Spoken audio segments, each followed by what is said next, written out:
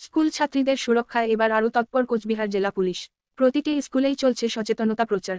School ছাত্রীদের সুরক্ষার বিষয়ে আরও সচেতন হল কোচবিহার জেলা পুলিশ। বিশেষ করে কোচবিহারের প্রতিটি স্কুলেই একাদশ এবং দ্বাদশ শ্রেণী সহ নিচু ক্লাসের বাচ্চাদের সচেতনতা প্রচার শুরু করল কোচবিহার জেলা মহিলা পুলিশ টিম। জানা যাচ্ছে, প্রতিটি স্কুলে ছাত্রীদের দেওয়া হচ্ছে হেল্পলাইন নাম্বার। কোথাও কোনো সমস্যা হলে সরাসরি পুলিশের সহযোগিতা নিতে পারবেন তারা। কোচবিহার জেলা পুলিশ সুপার দ্যুতিমান ভট্টাচার্য জানান, মহিলা সুরক্ষা সুনিশ্চিত করতে শহরের পথে উইনার্স টিম। মহিলাদের শ্লীলতাহানি এবং ইভটিজিংয়ের মতো ঘটনার বিরুদ্ধে সুরক্ষা দিতে রাস্তায় উপস্থিত কোচবিহার জেলা পুলিশের উইনার্স টিম। কোচবিহার জেলা পুলিশের প্রশিক্ষণপ্রাপ্ত এই উইনার্স বাহিনীর প্রধান কাজ হল পার্ক, শপিং মল, শিক্ষা প্রতিষ্ঠান, হাসপাতাল এবং অন্যান্য গুরুত্বপূর্ণ জায়গায় দিনে ও রাতে নিয়মিত টহল দেওয়া। আর তাই বিভিন্ন জনসমাগমযুক্ত এলাকাগুলোতে থাকছে উইনার্সের নজর। কোনোরকম শ্লীলতাহানি বা ইভটিজিংয়ের ঘটনা যাতে না ঘটে তা নিশ্চিত করতে তৎপর এই উইনার্স বাহিনী। মহিলাদের উপর ঘটে চলা অপরাধ রুখতে এবং রাস্তায় মহিলাদের চলাচলকে আরও বেশি সুরক্ষিত ও নিরাপদ করতে সর্বক্ষণ টহলদারি করছে কোচবিহার জেলা পুলিশের উইনার্স টিম।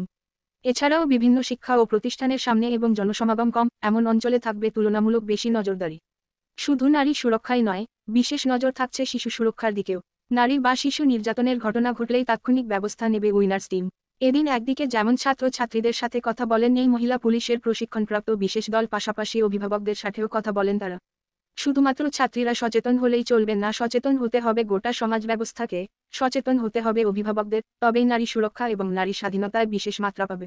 ভাবো যে আমাকে বকা দিবে, কিন্তু তোমাকে কেউ বকা দেবে না, তোমাকে আরো সবাই বেশি ভালোবাসবে, বুঝলে? যে মেয়েটা তো সাহস আছে, মেয়েটা কত সুন্দর করে বলেছে, ঠিক আছে, এভাবে করে বলবে, হ্যাঁ, ভয় পাবে না একদম। আর সবাই একসাথে যাবে, ঠিক আছে? তোমরা ঝগড়া করো তোমাদের মধ্যে, ঝগড়া করবে না, ঠিক আছে? সবাই একসাথে মিলে মিশে থাকবে। তোমাদের স্কুলের সামনে তো আমরা আসি, তোমরা তো দেখো, আমরা তো আসি। অসুবিধা হলে পরে আমাদের বলে দেবে, যদি মনে করো তাহলে আমাদেরকে বলে দেবে যে দিদি ভাই আমাদের সাথে এরকম করেছে, ঠিক আছে? সাথে সাথে আমরা যে তোমাদের সাথে খারাপ ব্যবহার করবো না, আমরা তাদের সাথে ঠিক আছে, হবে না।